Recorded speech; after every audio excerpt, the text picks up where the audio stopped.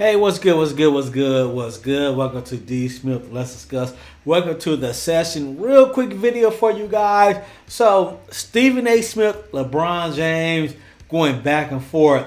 So, I wanted to know why LeBron James was upset at Stephen A. Smith. So, according to LeBron James, Stephen A. Smith disrespected Bronny.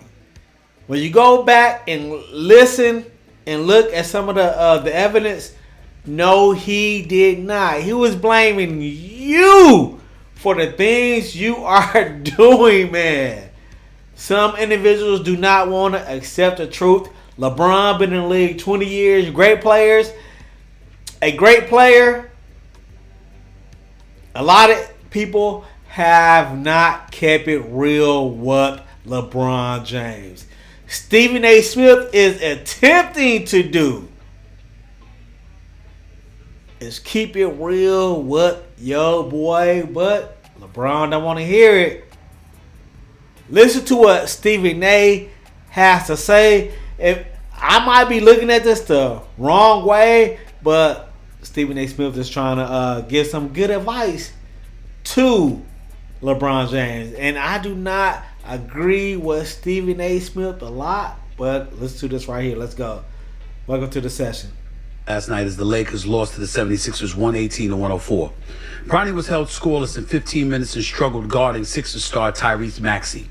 Before I get to my thoughts, please take a listen to Coach J.J. Redick and what he had to say about Bronny's performance last night. Take a listen. I maybe put him in a tough spot, flying up yesterday and,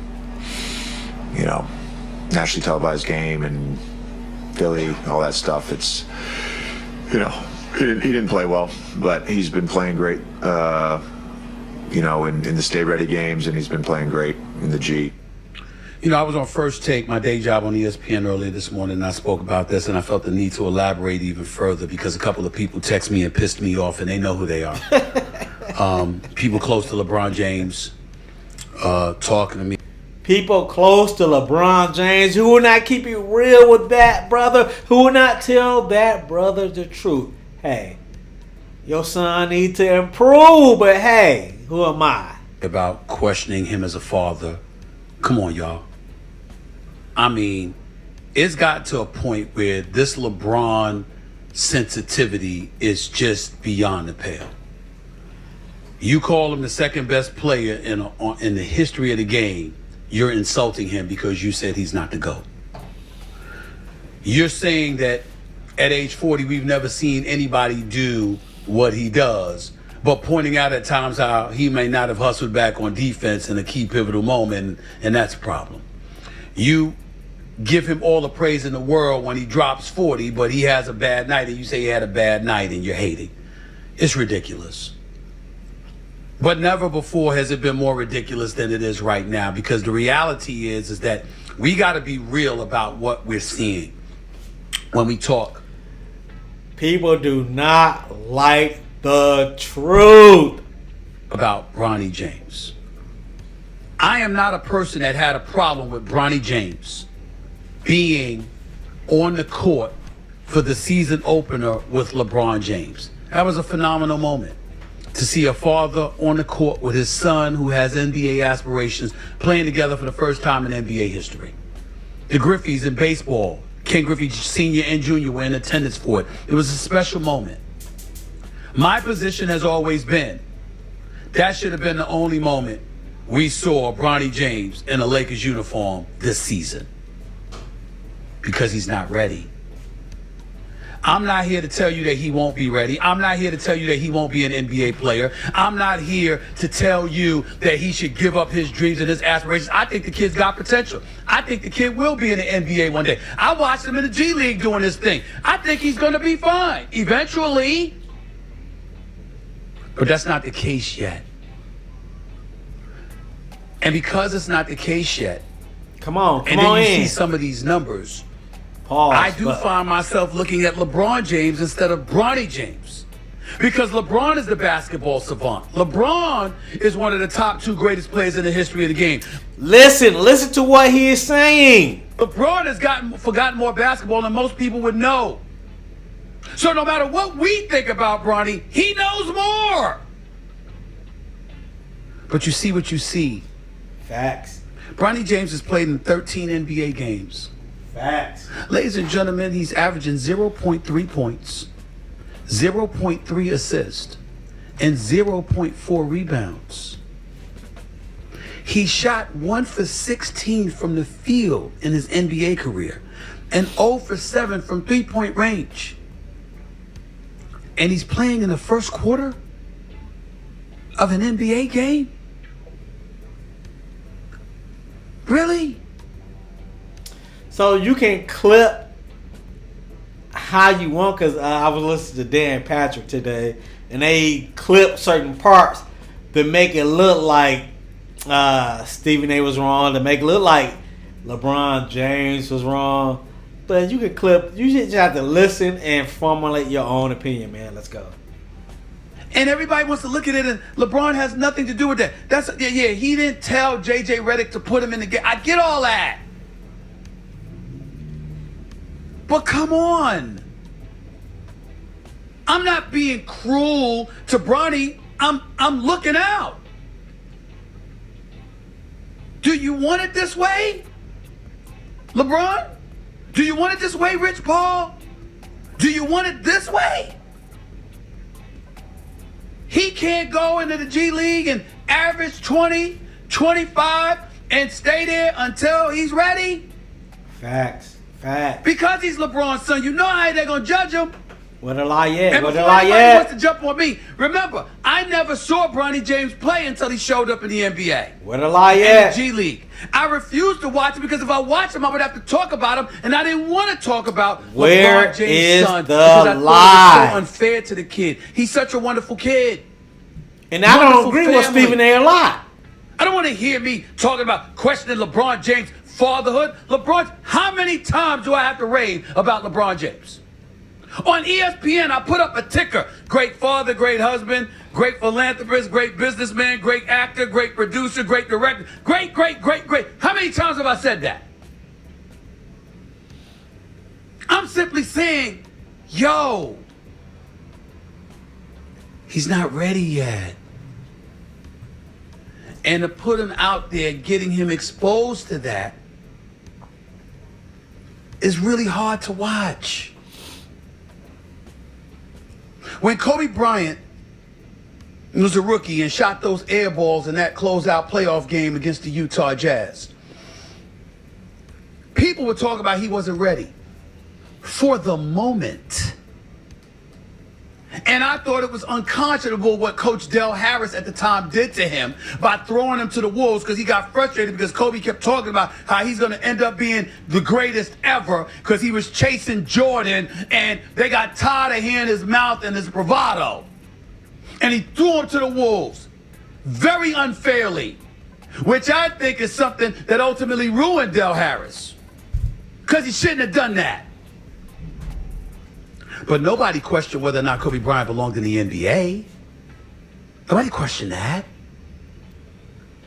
With Bronny James, they're questioning it. Because there's no collegiate career to speak of, because he had the health issue and never really did anything at USC in his only year there. And he ends up getting drafted 55th overall. And I don't care about the money that he's going to end up making. Like, he'll end up making over a span of a couple of years, $8 million, while the other 55th pick from the year before that probably made about $800,000. The hell with that. LeBron James is underpaid. LeBron James is underpaid. He should get paid much more than he's getting paid. And any money that he could get for his son, he could get for Rich Paul, he could get for anybody, he should get, because he is underpaid with what he means to the NBA. I don't care about the money. I care about what the kid is being exposed to. With LeBron James' mystique hovering over him. 0.3 points, 0.3 assists, 0.4 rebounds. 1 for 16 shooting overall, 0 for 7 from three-point range, 13 games. There are millions of kids out there starving to play in an NBA game. that are more qualified than his stats show. And what I'm saying is, if you see a son being exposed to things they may not be ready for, when do you wrap your arms around them and say, all right, now's not the time?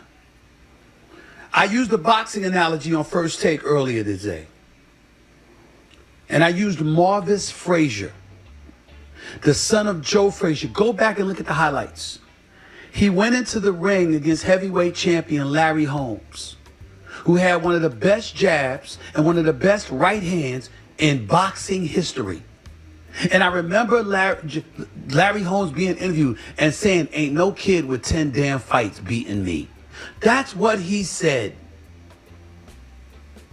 And then went in there and beat him in the first round. Remember, he dropped him. And then remember, Frazier gets up. And if you remember the fight, ladies and gentlemen, Larry hit him with a right and waved the referee on. Hit him with a right and waved the referee to come and stop the fight. Hit him again, waved the referee to stop the fight.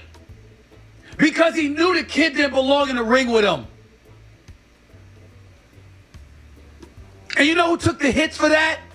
Joe Frazier, former heavyweight champion of the world, one of the great fighters in history, had no business putting his son at that early stage in the squared circle with Larry Holmes. Look it up.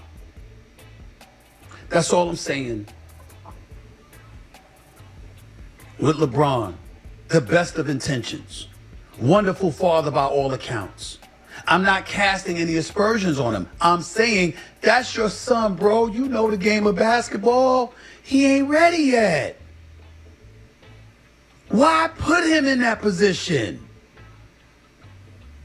You had your moment being on the court with him.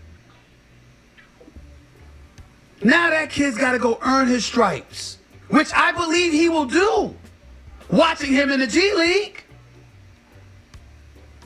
You can't do this. You can't continue to let us see what we've been seeing. So does this sound like hate, man? It sounds like love to me. And I'm wrong. I'm questioning him as a father because I'm saying, yo, wrap your arms around him and say not now, not just yet. That's questioning somebody's fatherhood. You see, that's why. So I think the father part, right? When you questioning somebody, how you gonna tell me, Ray, where's my son? The one I birthed. That's where the problem comes in at.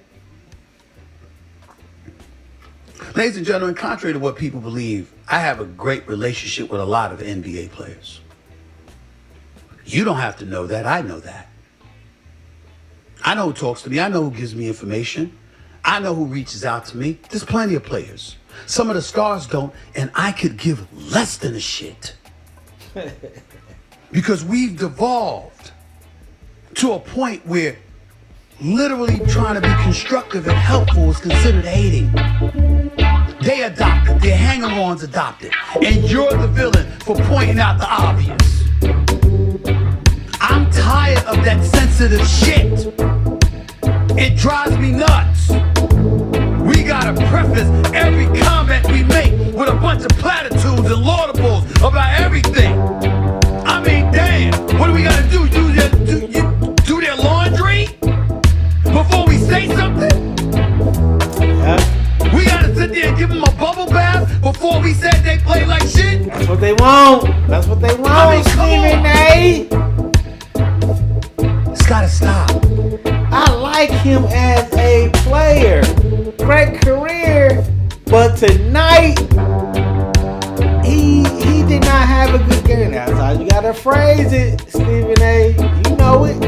I mean, no disrespect whatsoever to LeBron on this issue. I would never do that to any player, Did he say what he despised?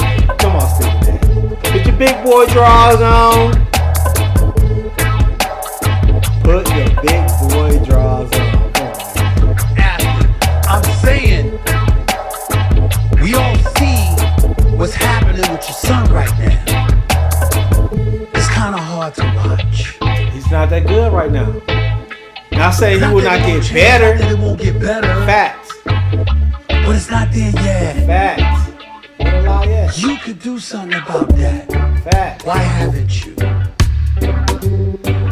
That's all. I mean, no disrespect. None. That's all I'm saying. Hey, Stephen A., I agree with you. I don't agree with you a lot, but hey, I agree with you, man. Let me know what you think. Like, comment, subscribe. Over to the session.